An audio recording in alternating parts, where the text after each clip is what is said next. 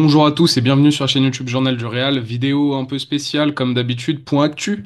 D'ailleurs je dis spéciale alors que ça ne l'est plus du tout vu qu'on en fait tous les lendemains de match. Victoire du Real Madrid après prolongation face au de Vigo en huitième de finale de Coupe du Roi, 5-2, match étriqué, etc. On a déjà fait le débrief avec Pablo hier soir. Par contre, ce matin, parce qu'on tourne, enfin ce matin, oui, ce matin on tourne vers midi.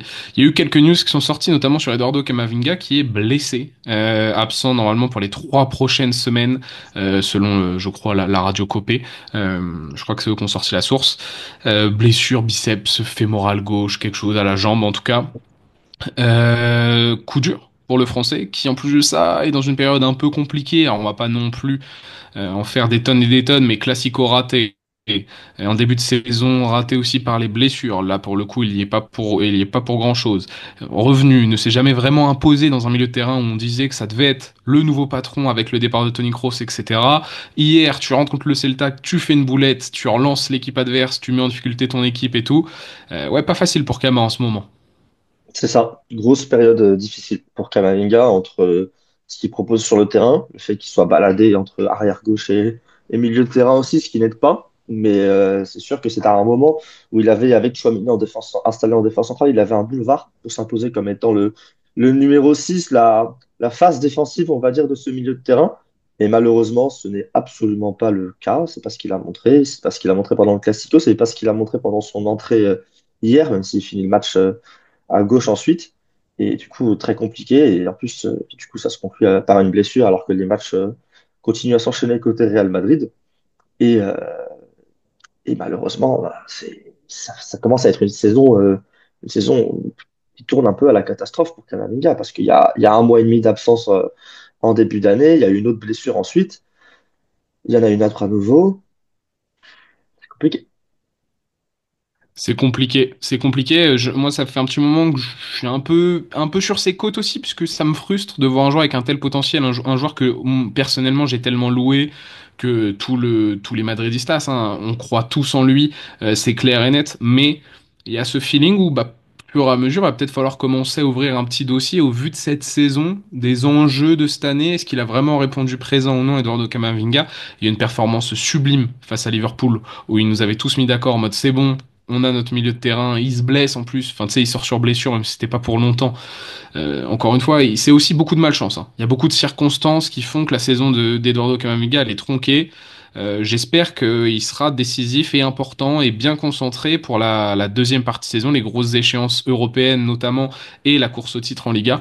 On aura besoin d'un Eduardo Camavinga au plein de son potentiel, sachant qu'il pourrait être aussi amené à jouer arrière-gauche, vu que c'est le meilleur arrière-gauche dans l'effectif. Voilà, il y a tout un débat sur ça. On a fait un papier, on a fait des vidéos avec Pablo, on en a déjà discuté. Voilà. Deuxième sujet, Aurélien Tchouameni, grosse prestation hier. En tout cas, match solide au vu du contexte, de ce qui s'est passé, de la bronca. Là aussi, on en a parlé. On a parlé hier, mais ce matin dans la presse espagnole, bah, il a été plutôt loué.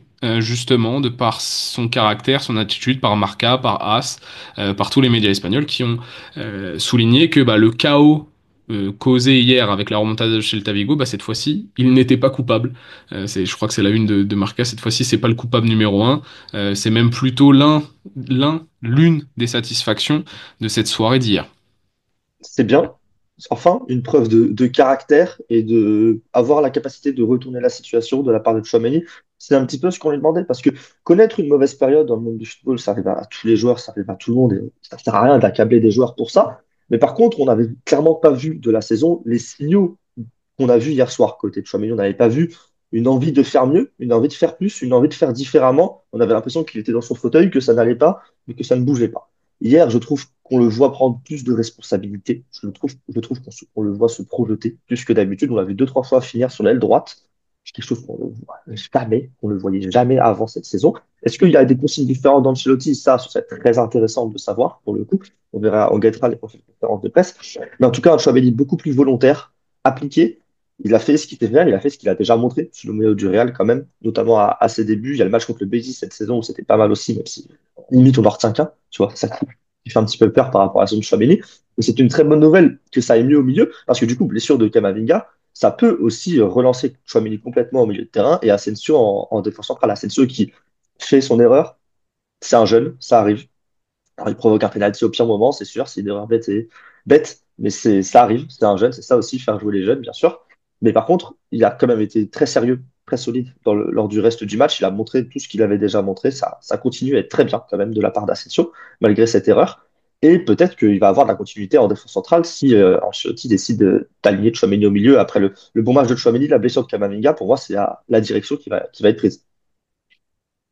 Pour compléter sur Aurélien Tchouaméni, comme je l'ai dit hier, il y a un aspect tactique très intéressant, c'est-à-dire qu'en phase de défensif sans ballon, Tchouaméni est très bas sur le terrain, quasiment en troisième central, et en phase offensif, il a été positionné un peu plus haut avec Modric et Ceballos comme créateurs, hein, qui sont des profils différents de ce à quoi sur le début de saison Aurélien Tchouaméni a été aligné au milieu de terrain, ce qui, en tout cas, là aussi, je sais pas s'il y a eu des consignes comme toi, mais il était plus haut, il s'est un peu plus projeté, il était moins dans les pattes des premiers relanceurs. Et j'ai apprécié, durant la 25e jusqu'à la 70e minute, quelque chose comme ça, j'ai apprécié la performance d'Aurélien Tchouaméni et le caractère qu'il a montré aussi. Petit point stat, hein, Aurélien Tchouaméni détient et leader quasiment dans toutes les statistiques côté Real Madrid hier soir, avec 117 ballons touchés, 8 duels sur 13 remportés, 3 interceptions, 5 tacles, 3 dégagements. On a vraiment une prestation complète du milieu français. C'est ça, et puis même il obtient une passe décisive aussi dans le lot, et il avait failli marquer d'une belle frappe, donc c'est un match vraiment où il a touché à tout, et on l'a quasiment pas vu au Real toucher à tout. C'est vrai, c'est une des premières. Petit dernier point actu assez léger, mais je trouve que c'est un très joli clin d'œil. Puis encore une fois, ceux qui suivent la chaîne, vous me connaissez, il faut que je parle de Tony Kroos une fois par vidéo. Federico Valverde, hier, a inscrit un bombasso extraordinaire. Son entrée, elle est légendaire, je trouve, de par l'énergie qu'il apporte, la rigueur, le bombasso évidemment qu'il met, encore une fois, mais c'est surtout donc son 29e but. Avec le Real Madrid et il dépasse son idole Tony Kroos qui a 28 buts avec le Real Madrid. Donc je trouve que c'est un joli clin d'œil du destin sur une belle patate extérieure de surface dans un match bien serré. C'est un bel hommage. Je trouve, voilà, à l'ancien numéro 8 de la part du nouveau numéro 8. Façon Kroos, Valverde, hein, c'est l'histoire de Bombasso, l'histoire de Golasso, l'histoire de numéro. Voilà, je trouvais que c'était un truc assez sympa. Puis son match hier, sa rentrée, elle est fantastique. Il a l'ADN du leader. Et en tout cas, hier, il l'a montré parce que même, petite anecdote, il s'est excusé après son but auprès des supporters qui, au début des prolongations, ont commencé des chants Portez vos couilles. Je vous le traduis en français parce que j'ai pas envie de le dire en espagnol, je vais pas me risquer. Huevos, eux, ils appellent ça des œufs, je crois. C'est Portez Chale vos Huevos, œufs, ouais. quoi. On dit Huevos, Voilà, c'est-à-dire exactement. Donc là-dessus, c'était bien. Voilà, Federico Valverde, chapeau. chapeau à Fede Valverde, chapeau pour son but magnifique, pour son entrée. Après, comme tu l'as dit, c'est un joueur qui brille notamment par sa capacité physique. Alors, si tu le fais rentrer dans un match, logiquement, tout va bien se passer. Pour le coup, il a été sur le banc pour la première fois de la saison. Il a eu son temps de repos. Au final, il finit quand même par disputer quelque chose comme 50 minutes. Donc, est-ce que c'est vraiment un temps de repos ce que Valverde a connu hier? Je ne sais pas. Ça a eu de juger. Par rapport à d'habitude, c'est un petit peu moins. Mais bon, ça reste des grosses minutes. Mais des grosses minutes dont il a profité pour être excellent, pour le coup. Pour être excellent avec un comportement aussi de leader et ça fait plaisir de le voir marquer, ça fait plaisir de le voir dépasser Kroos. Il avait dépassé Mesut Özil avec son but contre Minera juste avant. Et donc voilà, il grimpe hein, dans les noms qui ont marqué le milieu de terrain ces dernières années. Alors c'est pas l'objectif premier, mais tu vois, Valverde a plus de buts que Rodrigo par exemple cette saison. Et c'est quand même une très très belle saison, je trouve là pour le coup de la part de Valverde. C'est clairement l'un des trois meilleurs joueurs du Real Madrid cette saison. Et il continue de prouver. Il a eu un petit moment de baisse de régime sur la toute fin sur le mois de décembre, on va dire, sur la fin du mois de décembre, parce que je pense qu'il y avait clairement un rôle de la fatigue, et là, c'est reparti. C'est reparti de son côté. Je te propose juste pour terminer cette vidéo, après avoir fait ces 3 points actus, je balance des bullet points, mais enfin des bullet points, oui, je crois que c'est comme ça qu'on dit. David Alaba est incertain, mais pourrait être de retour hein, face à Las Palmas. Ça pourrait être ses premières minutes de la saison. Il va jouer un match avec les jeunes, je crois, aujourd'hui, histoire de se tester définitivement. Concernant aussi l'état du groupe, je te spoil un peu, toi qui seras à Valdebebas demain, mais on sait que Carvaral, Militao, Camavinga sont donc blessés et que Modric et Vini sont suspendus et que donc Alaba est incertain. C'est à peu près tout ce qui est sorti aujourd'hui. Et puis voilà, je crois qu'il y a peut-être le tirage au sort sur la Copa del Rey qui devrait pas tarder à arriver pour les quarts de finale. Ouais, c'est Euh, aujourd'hui. C'est aujourd'hui, voilà. Donc on en saura un peu plus. Ça fera sûrement partie de la vidéo peut-être Prévia de demain, on verra. On aurait peut-être pu attendre avant de faire la vidéo pour avoir le résultat du tirage, mais on n'avait pas le choix.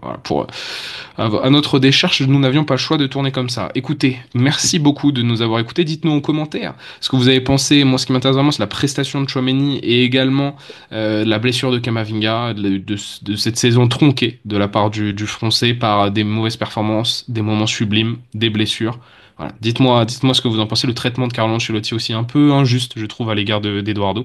C'est vrai qu'on n'a pas cité Carlo, ça fait du bien dernièrement de ne pas citer Carlo Ancelotti dans une vidéo.